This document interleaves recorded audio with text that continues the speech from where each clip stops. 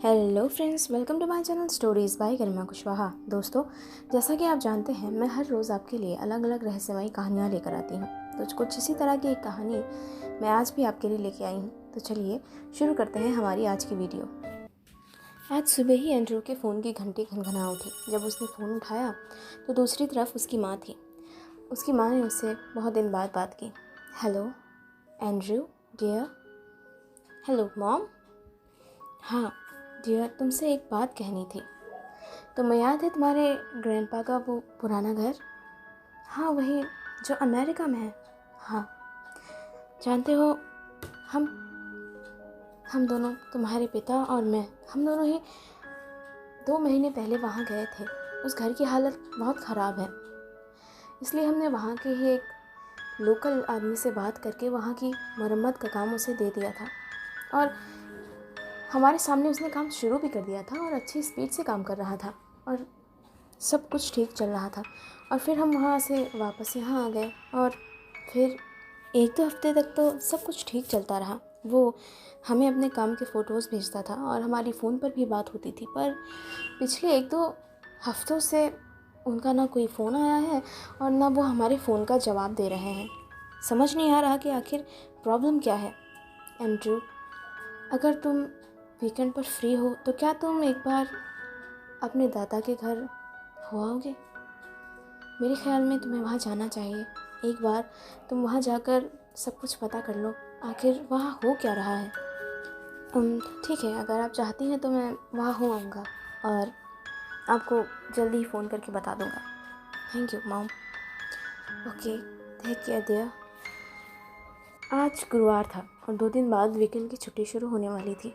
Andrew ने पूरी तैयारी कर ली वहाँ जाने की और 2 दिन बाद वो अपने दादाजी के शहर में था।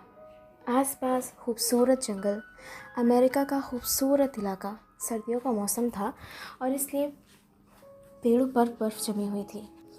आसपास सर्द हवाएं चल रही थी, मौसम में ठंडक बिखरी हुई थी, सब खुशनुमा था। एंड्रयू बहुत दिन बाद अपने दादाजी के घर जा रहा था और इस बात से उसे बेहद खुशी का एहसास हो रहा था। कितने साल बीत गए उसे, तकरीबन 20 साल। इन 20 सालों में एंड्रयू का एक बार भी अपने दादाजी के घर आना जाना नहीं हुआ। उसके माँ बाप भले ही वहाँ 1-2 बार हो आते हों साल में, पर फिर भी एंड्रयू बिल्कुल से इस जगह से कट सा गया था। वापस इस जगह पर आने पर उसे अपने दादाजी के साथ बिताए हुए पुराने दिन और वो वक्त, वो बातें याद आ रही थी जो भी उसने अपने दादाजी के साथ गुजारे थे। बेहद खुशनुमा दिन थे वो उसके लिए। आखिर बचपन के दिन किसे पसंद नहीं होते। एंड्रयू को आज भी याद है वो दिन, बेहद खुशनुमा। इसी तरह सर्दियों का दिन था। बर्फ़ पड़नी शुरू नहीं हुई थी पर मौसम ठंडा हो गया था। वो और उसके दादाजी अक्सर ऐसे मौसम में जंगलों में मशरूम्स इकट्ठा करने के लिए जाया करते थे और उस दिन भी वो अपने दादाजी के साथ इसी तरह मशरूम इकट्ठा करने गया था। उसकी उम्र उस वक्त 3 या 4 साल की रही होगी। उसका बर्थडे भी करीब ही आ रहा था। एंड्रू, ज़रा इस मशरूम को गौर से देखो। क्या तुम्हें इसका रंग कुछ अलग नज़र आ रहा है? तो क्या तुम पहचान सकते हो ये कौन सा रंग है? लाल? हाँ, ये लाल रंग है। और जानते हो इसका क्या मतलब है? इसका मतलब है कि हम इसे नहीं खा सकते। लाल रंग का मतलब है ख़तरा। अगर हमने इसे खा लिया तो हमारी तबीयत ख़राब हो जाएगी, क्योंकि ये बेहद जहरीला मशरूम है। समझ रहे हो ना? हाँ ग्रैंडपा। तो चलो घर वापस चलते हैं। एंड्रयू के लिए वो वक्त बेहद खूबसूरत था। एंड्रयू को घर पहुंचते पहुंचते शाम हो गई और आसमान में अंधेरा गिरने लगा। एंड्रयू जब अपने घर के आधे रास्ते पर पहुंच गया तो उसके टैक्सी ड्राइवर ने उससे कहा, आई एम सॉरी सर, पर इससे आगे हम नहीं जा सकते। पर क्यों? इससे आगे का रास्ता कच्चा है और मेरी टैक्सी वहाँ पर नहीं चल सकती। आसपास के रास्ते पर बर्फ़ जमा है, आपको खुद ही वहाँ जाना होगा। मैं क्या आपको कोई और सवारी भी वहाँ तक नहीं पहुँचा सकती। आपको पैदल ही यहाँ से आगे तक का रास्ता पार करना होगा। अच्छा ठीक है, कोई बात नहीं। एंड्रयू वहाँ से गाड़ी से उतर गया और पैदल अपना रास्ता पार करने लगा। आसपास चीड़ के खूबसूरत पेड़ उगे हुए थे जिनके ऊपर हल्की हल्की बर्फ़ जमा थी। बर्फ़बारी का मौसम शुरू हो गया था और आसमान में बादल छाने लग गए थे। मौसम ठंडा हो गया था और सर्द हवाएं चलने लग गई थी। रात के वक्त कहीं दूर उल्लू बोलने की आवाज़ आ रही थी और साथ ही साथ चमगादड़ों की आवाज़ भी सुनाई दे रही थी, क्योंकि आसपास बेहद घना जंगली इलाका था। उनके ग्रैंडपा ने ये घर आसपास के इस खूबसूरत नज़ारे के लिए ही लिया था। उनके घर के पास एक खूबसूरत झील बहा करती थी, जो अक्सर सर्दियों के मौसम में बहुत ठंडी हो जाया करती थी और कभी कभी वहाँ पर बर्फ़ भी जम जाया करती थी। एंड्रयू पैदल ही रास्ता पार कर रहा था। अचानक चलते चलते रास्ते में उसे एक आदमी नज़र आया, जो सर से लेकर पैर तक काले कपड़ों से लिपटा हुआ था और उसका सर भी ढका हुआ था। उसने एक हुड पहन रखा था जिसने उसके सर को पूरी तरह ढक रखा था और उसका चेहरा भी थोड़ा ही दिख रहा था। सिर्फ उसके होंठ और नाक का कुछ हिस्सा नज़र आ रहा था, बाकी उसका पूरा शरीर और पूरा चेहरा ढका हुआ था। एंड्रयू ने उससे पूछा, आप इतनी रात का यहाँ पे?" "हाँ, मैं तो रात में ही निकलता हूँ, क्योंकि दिन की धूप मुझे रास नहीं आती।" "अच्छा, ऐसा क्यों?" "अब एक तरह की एलर्जी है मुझे धूप बिल्कुल रास नहीं आती।" "आप अच्छा, वैसे तुम यहाँ क्या करने आए हो?" "ओह, मेरा पुश्तैनी घर है यहीं पर और मैं उसी घर को देखने आया हूँ।" "ओह, वेरी गुड।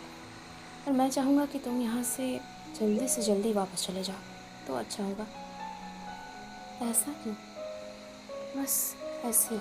जब तुम अपने घर पहुँचोगे तुम्हें खुद ब खुद पता चल जाएगा कि क्या गड़बड़ है।" "हम्म, एक सेकंड, पर आप कौन हैं?" मैं तो बस एक मुसाफिर हूँ। मेरा काम था तुम्हें बताना, तुम्हें समझाना, और अगर तुम नहीं समझोगे तो तुम्हें ही पछताना पड़ेगा। ठीक है, मैं चलता हूँ।"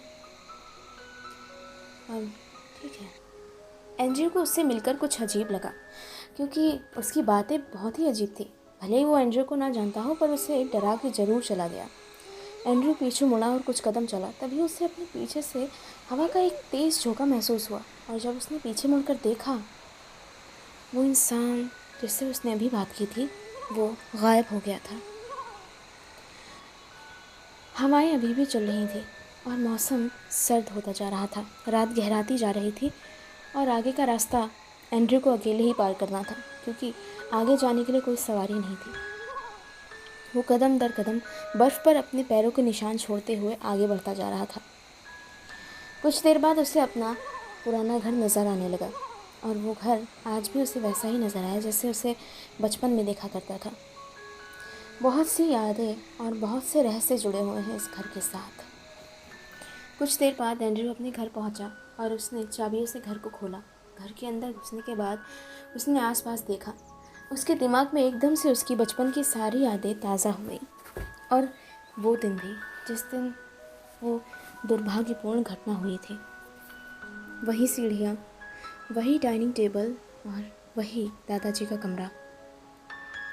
20 साल पहले एंड्रयू और उसके दादाजी, उसकी ग्रैंडमा, उसकी मॉम और उसके डैड सब एक साथ इस घर में रहा करते थे सर्दियों के मौसम में, और गर्मियों में वो वापस चले जाया करते थे।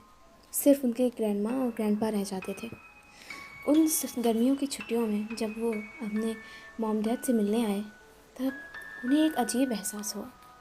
ग्रैंडपा कुछ बदले हुए से थे। वो पूरा दिन अपने कमरे में गुजारा करते थे और कमरे से बाहर ही नहीं निकलते थे। लोगों से बहुत कम मिलना जुलना, कभी कभी तो डिनर और लंच के वक्त भी डाइनिंग टेबल पर नहीं आते थे।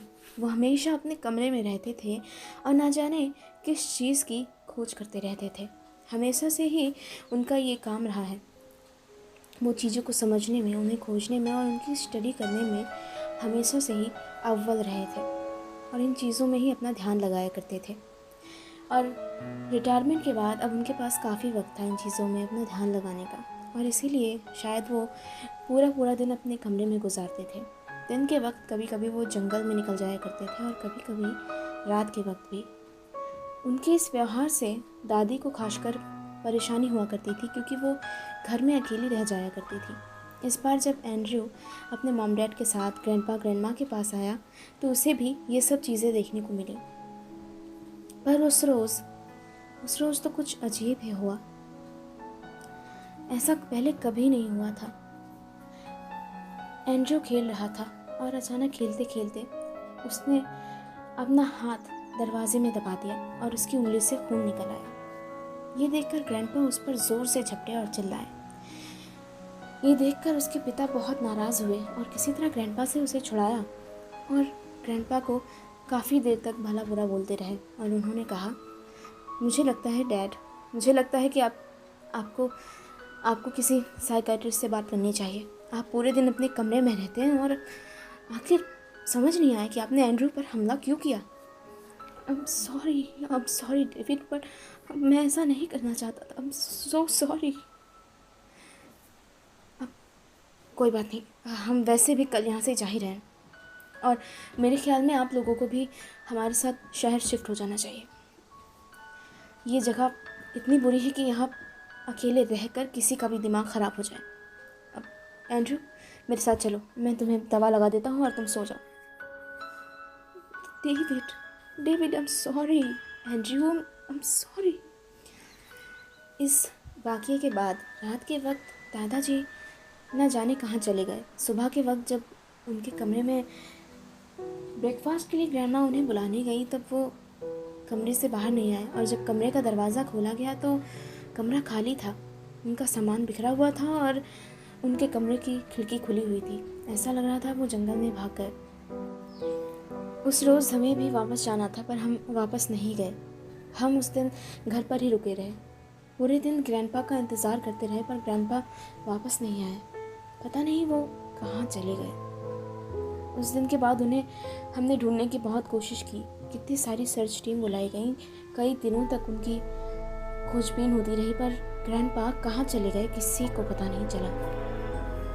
रात के वक्त डेविड अपने कमरे में गया। उसका पुराना कमरा आज भी वैसा ही था।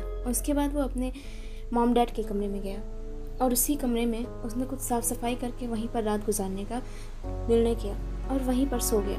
और अगली सुबह वो उठा काफ़ी जल्दी ही और जंगल में टहलने के लिए निकल गया। सुबह हल्की हल्की बर्फ़बारी हो रही थी और आसपास बर्फ़ जमा हो गई थी। एंड्रयू कुछ देर तक आसपास घूमता रहा। उसे कोई चीज़ दिखाई नहीं पड़ी। उसने आसपास के कॉन्ट्रैक्टर से कॉन्ट्रैक्ट करने की कोशिश की। कॉन्टैक्ट करने पर उसे पता चला कि कॉन्ट्रैक्टर ने यहाँ पर अपने मज़दूरों को भेजा था और वो यहाँ पर काम भी कर रहे थे। पर कुछ दिनों से उसका खुद उन लेबर से कॉन्टैक्ट टूटा हुआ है और वो खुद उनकी खोजबीन कर रहा है कि वो कहाँ चले गए। एंड्रयू कुछ देर तक जंगल में घूमता रहा। तभी उसे अचानक कुछ दूर पड़ी हुई कोई चीज़ नज़र आई। दूर से देखने पर वो किसी कपड़े जैसा लगता था और वो तेज़ कदमों से चलता हुआ उस चीज़ के पास गया। और जब वो उसके पास गया तब उसके ये देखकर होश उड़ गए। वो कोई कपड़ा नहीं था बल्कि वो किसी की लाश थी, किसी का शरीर। बर्फ़ और ठंडक ने उसे सड़ने से बचा रखा था। वो पूरी तरह सफ़ेद पड़ा हुआ था, इतना सफ़ेद जितना आज तक एंड्रयू ने कभी किसी शरीर को नहीं देखा होगा।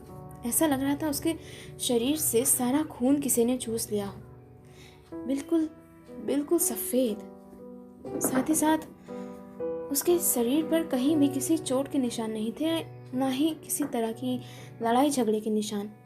हो सकता है कि वो किसी प्राकृतिक तरीके से मर गया हो, पर समझ नहीं आता कि वो इस कदर सफ़ेद क्यों पड़ गया है। एंड्रयू कुछ और आगे गया और कुछ आगे जाने पर उसे वैसा ही कुछ दोबारा देखने मिला जैसा उसने अभी थोड़ी देर पहले देखा था। एक और लाश, बिल्कुल उसी तरह सफ़ेद जैसे उसके शरीर में खून की एक भी बूंद नहीं बची हो। उसके शरीर पर भी किसी तरह के चोट या घाव के निशान नहीं थे, बिल्कुल साफ। एंड्रयू को ये देखकर बेहद आश्चर्य हुआ। कुछ और आगे जाने पर उससे वैसी ही एक और लाश देखने को मिली, तीसरी लाश। और ये सब देखकर उसने जल्दी ही स्थानीय पुलिस से संपर्क किया और उन्हें इस बारे में बताया। पुलिस की छानबीन के बाद जल्दी ही उन्हें पता चल गया कि ये सब कौन थे और कहाँ से आए थे। असल में ये तीनों लोग उस कॉन्ट्रैक्टर के ही पास काम करते थे और एंड्रयू के घर की मरम्मत के लिए इन्हीं को भेजा गया था। साथ ही साथ इनके साथ काम करने वाले 6 लोग और थे जो गायब थे। समझ नहीं आ रहा था कि आखिर इन सब की ऐसी हालत किसने की। तो दोस्तों, इसी के साथ ख़त्म होती है हमारी आज की कहानी का पहला भाग। दोस्तों, जल्दी ही इस कहानी का मैं दूसरा भाग भी आपको सुनाऊंगी। अगर मेरे चैनल को आपने अब तक सब्सक्राइब नहीं किया है तो प्लीज़ सब्सक्राइब कर लीजिए मेरा channel stories by Garima Kushwaha. साथ ही साथ वीडियो को लाइक और शेयर करना ना भूलें। Thank you.